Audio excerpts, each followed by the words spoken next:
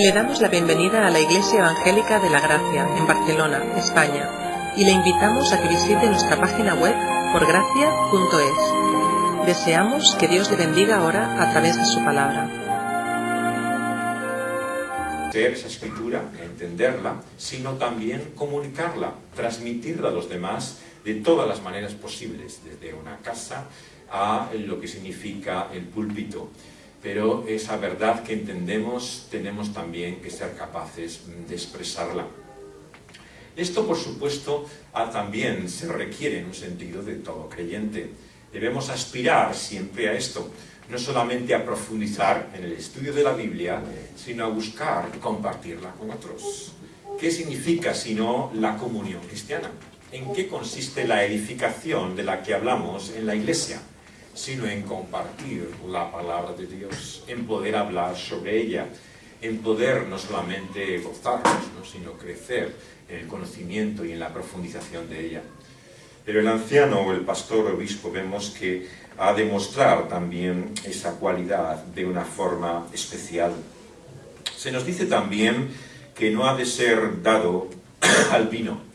Aquí vemos que no solamente se refiere al alcohol, sino que en un sentido todas estas cualidades que a veces vienen en el Nuevo Testamento podríamos ampliarlas a cualquier tipo de dependencia, de adicción. El siervo del Señor Jesucristo, todo cristiano es un siervo del Señor Jesucristo, no debiera ser siervo de nada más que del Señor. Es como el apóstol Pablo, libre para poder beber alcohol, como para poder participar de muchas cosas que el mundo ofrece, pero no puede ser siervo de ninguna de ellas. No puede vivir en una dependencia, en una adicción verdaderamente de ninguna cosa. Y esto es un principio para todo cristiano, pero que también vemos que el pastor anciano ha de ser el primero en mostrar con su ejemplo. No ha de ser, nos dice también la Escritura, pendenciero. Este es realmente uno de los grandes problemas del ministerio cristiano. Si se hubiera atendido a este requisito, no habría muchas de las controversias y problemas que hay en las iglesias hasta el día de hoy.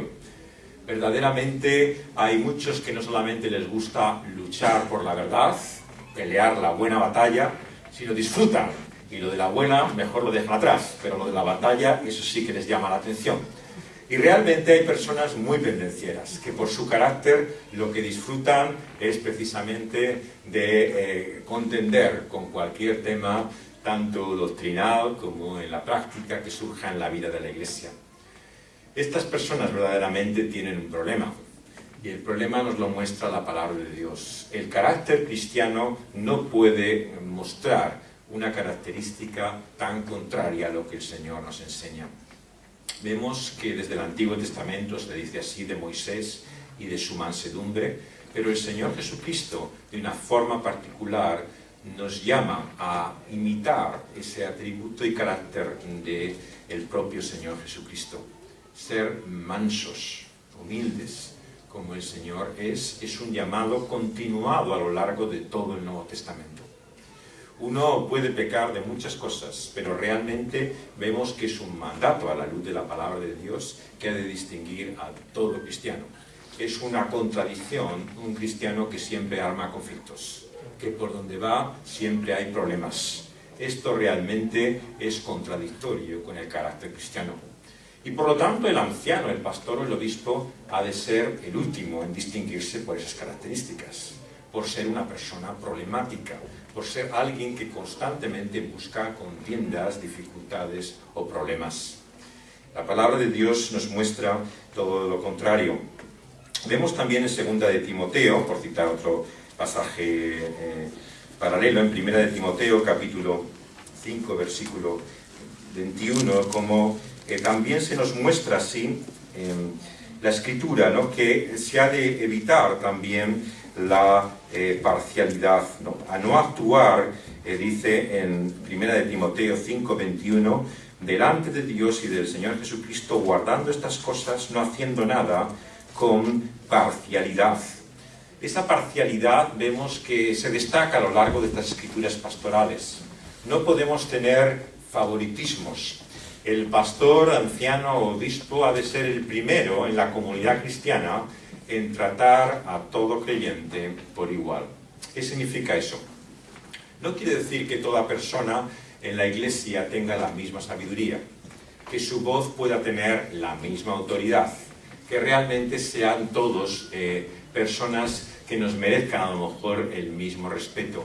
Pero la Escritura nos muestra que debemos tener un trato que muestra la gracia que el Señor ha tenido con nosotros. En la Iglesia vemos que por la gracia de Dios tenemos la capacidad para poder recibir fácilmente a muchas personas.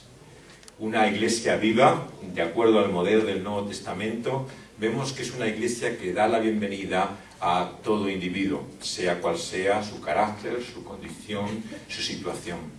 Pero eso significa que en toda Iglesia hay personas problemáticas, porque precisamente encuentran en esa comunidad el lugar que no han encontrado en otras partes del mundo. En un sentido, podríamos decir que toda congregación tiene su porcentaje de gente difícil. Si las hay en todos los sitios, en la Iglesia las hay más. Bueno, en esta tal vez no haya ninguno, pero realmente en la mayor parte se aseguro que hay muchas personas que son conflictivas. Pues el anciano, el pastor o el obispo ha de ser el primero en tratar con todas ellas, pero en tratarles con la dignidad, el reconocimiento y la gracia que el Señor nos muestra. Ha de ser el primero en hablar con toda persona que viene a la Iglesia, en mirarle a la cara, en tratarle con la amabilidad y con la gracia que todo creyente debiéramos hacerlo.